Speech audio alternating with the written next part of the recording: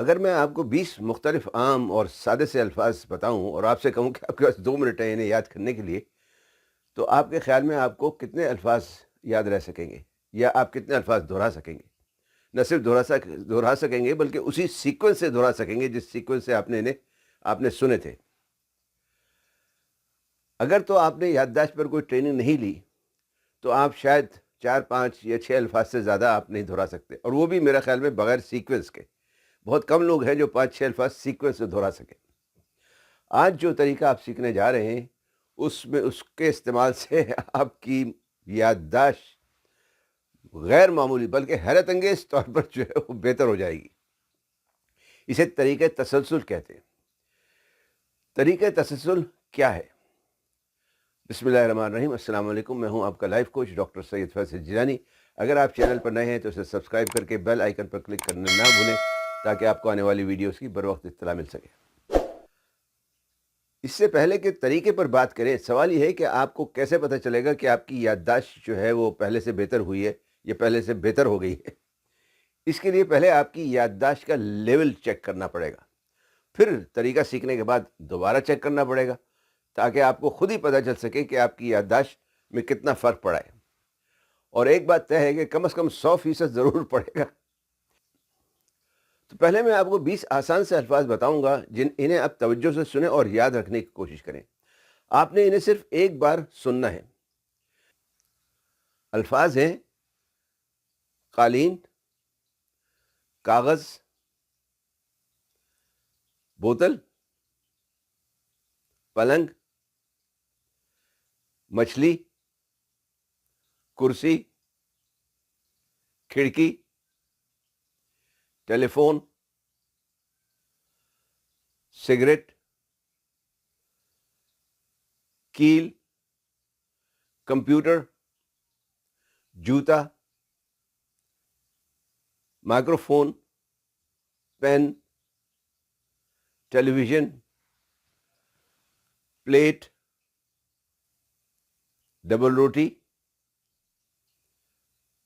گاڑی، کیتلی اور اینٹ۔ یہ ہو گئے 20۔ اب میں ان الفاظ کو دہراتا ہوں تاکہ آپ انہیں چیک کرتے جائیں ساتھ ساتھ، اور ہر لفظ جو صحیح اور سیکوینس میں ہو۔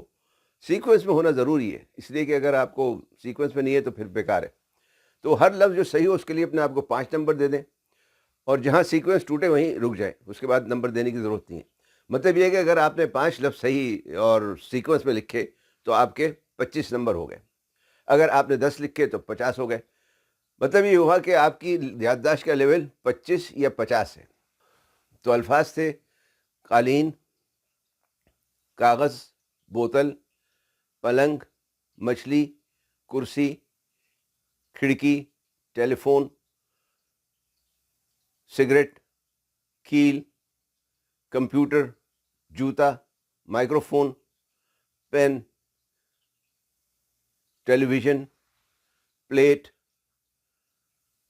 ڈبل روٹی، گاڑی، کیتلی اور اینٹ۔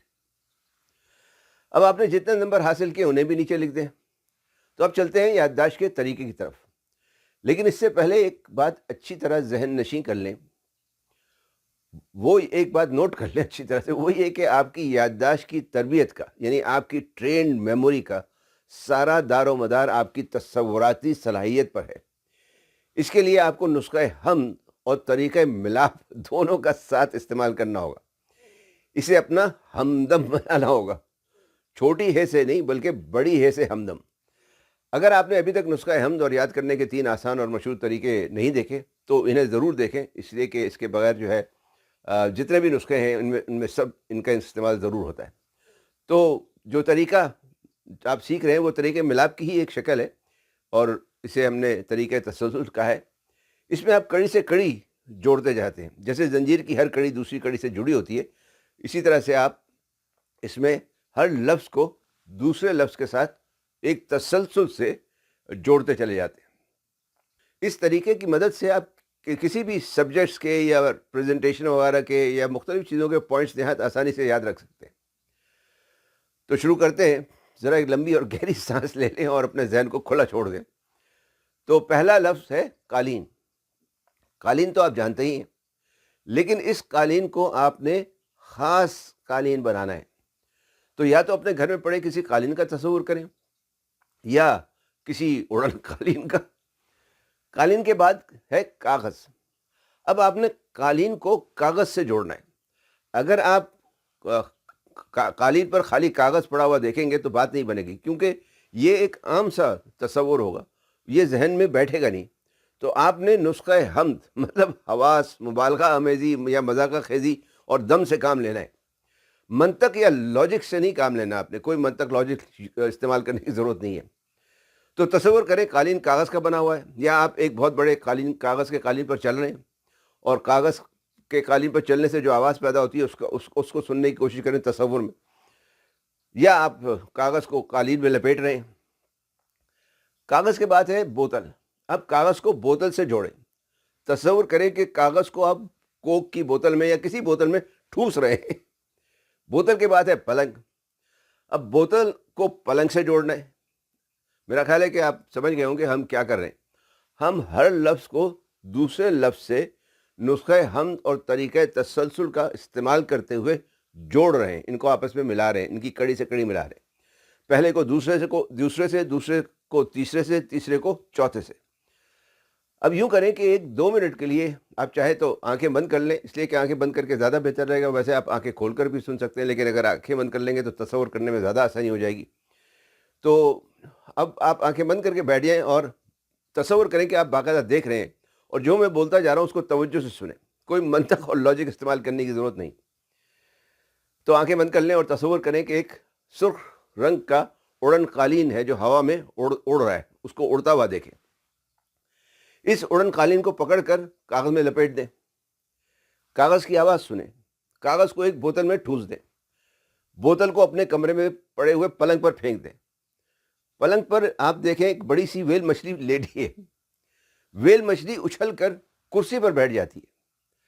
آپ کرسی اٹھا کر کھڑکی سے باہر پھینک دیتے ہیں. تصور کریں کھڑکی کے باہر سے ٹیلی فون کی گھنٹی بجتی ہے. آپ ٹیلی فون اٹھاتے ہیں، لیکن آپ کے ہاتھ میں سگریٹ کا پیکٹ آ جاتا ہے. سگریٹ کا پیکٹ آ جاتا ہے. آپ سگریٹ کا پیکٹ کھولتے ہیں تو اس کے اندر کیلیں بھری ہوتی ہیں بجائے سگریٹ کے. آپ کیلیں نکال کر اپنے کمپیوٹر میں ٹھوکنا شروع کر دیتے ہیں. تصور کرتے جائیں. کمپیوٹر آپ کے جوتے پر گر جاتا ہے. آپ جوتا اٹھاتے ہیں تو اس کے اندر سے مائکرو فون نکلتا ہے. مائکرو فون بالکل بال پوائنٹ پین کی طرح ہے. آپ لکھنے کے لیے پین کا بٹن دباتے ہیں تو ٹیلی ویژن آن ہو جاتا ہے، اور ٹیلی ویژن کے اسکرین سے پلیٹیں نکل کے گرنا شروع ہو جاتی ہیں. جیسی پلیٹیں گرتی ہیں چھت سے ڈبل روٹیوں کی بارش ہونے لگتی ہے. بہت بڑی بڑی ڈبل روٹیاں. آپ ایک ڈبل روٹی پر بیٹھ کر اسے گاڑی کی طرح چلانے لگتے. گاڑی ایک بہت بڑی کیتلی سے ٹکرا جاتی ہے. بہت بڑی کیتلی سے. کیتلی لال اینٹوں کی بنی ہوتی ہے اور ہر طرف اینٹیں بکھر جاتی ہیں. تو اگر اب آپ نے آنکھیں بند کی ہوئی تو آنکھیں کھول لیں.